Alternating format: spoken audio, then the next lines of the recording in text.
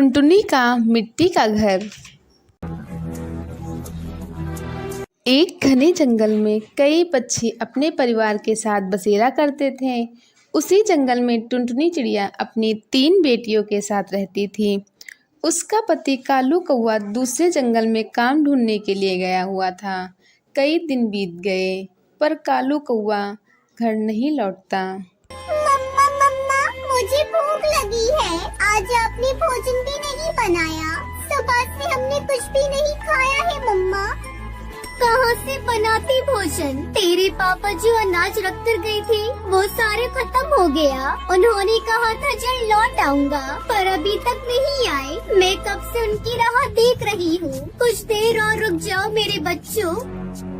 बच्चे भूखे थे और टुनटुनी उदास थी। तभी उसके पास उसकी पड़ोसन रसीली तोती आती है। क्या हुआ टुनटुनी बहन, आज तुम बहुत उदास दिखाई दे रही हो और बच्चों की भी आवाज सुबह से नहीं आ रही है। कोई बात है क्या? मेरे बच्चे कल रात से भूखे हैं। घर में अनाज का एक दाना नहीं। मैं भोजन कैसे बनाऊं? मेरे बच्चे भूख से तड़प रहे हैं। अभी तक इसके पापा भी घर नहीं लौटे। जल्दी आने को बोल कर गए थे, पर अभी तक उनकी कोई खबर नहीं। अरे टुनटुनी, तू मेरे साथ चल। मैं भुल्लाबाज से कहकर तुझे अनाज दिलवा देती हूँ। जब कालू घर आ जाए तो भुल्ला को पैसे दे देना। वह टुनटुनी को लेकर भुल्लाबाज के पास पहुँचते हैं। भुल्ला भाई, ये मेरी पड़ोसन टुनटुनी चिड़िया है। इसका पति दूसरे जंगल काम ढूंढने गया हुआ है। बच्चे कल रात से भूखे हैं। कृपया करके थोड़ा अनाज इसे दे दे।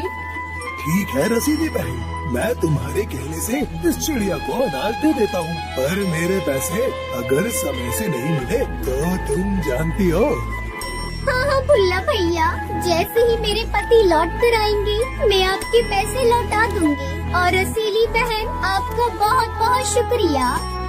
घर आकर टुनटुनी अपने बच्चों को भोजन बनाकर देती है।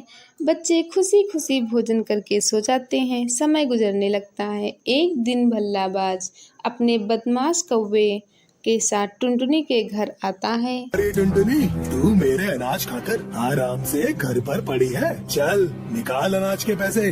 अब तुझे 2 गुना पैसे देने पड़ेंगे। भुल्ला भाई, कुछ दिनों की और मोहलत दे दीजिए। मेरे पति अभी तक नहीं लौटे। आप थोड़ा तरस खाएं मुझ पर। मैं बेसहारा चिड़िया जैसे तैसे करके अपने बच्चों को पाल रही हूँ।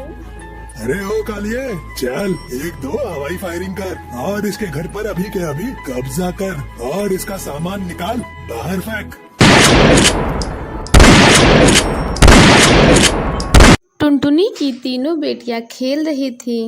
उसे देखकर कालिया कौवा कहता है, मालिक, मुझे तो ऐसा लगता है ये चिड़िया झूठ बोल रही है। इसका पति कहीं नहीं गया। ये सब आपके पैसे न चुकाने के बहाने हैं। मैं तो कहता हूँ इसके घर को छोड़कर इसकी तीनों बेटियों को साथ लेकर चलते हैं। इन्हें बेचकर हमें बहुत पैसे मिलेंगे। अरे पहली बार तूने ढंग की बात कही है।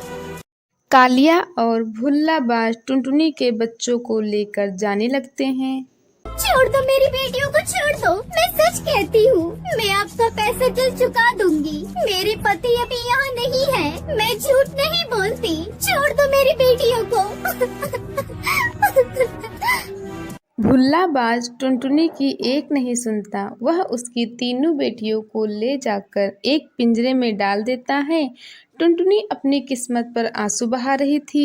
हे भगवान, जल्दी से मेरे पति को भेज दो, वरना मेरी बेटियों के साथ अनर्थ हो जाएगा। शाम होते होते कालू कौवा घर आ जाता है। टुनटुनी की सारी बातें सुनकर वह भुल्लाबाज के पास जाता है। ये ले अपने पैसे और छोड़ दे मेरी बच्चियों को। भुल्ला, मेरा नाम है भुल्ला, रखता हूँ खुल्ला। ला मेरे पैसे। टुनटुनी, चलो अब हम यहाँ नहीं रहेंगे। यहाँ भुल्लाबाज की नजर मेरी बेटियों पर पड़ चुकी है। वो कभी भी इन्हें नुकसान पहुँचा सकता है। कालू कौवा टुनटुनी और बच्चों को लेकर पास वाले जंगल में चला जाता है। टुनटुनी, वो देखो, यहाँ बहुत ही गीली मिट्टी और मुल्तानी मिट्टी पड़ी है। तुम बच्चियों के पास बैठो, मैं अभी गीली मिट्टी लेकर आता हूँ और फिर उससे घर बनाएंगे। कालू कौवा गीली मिट्टी लेकर आता है। और उससे सुंदर सा घर बनाता है। गीली मिट्टी का घर बहुत ही सुंदर दिख रहा था। फिर वे सब मिट्टी के बने घर में खुशी खुशी रहने लगते हैं।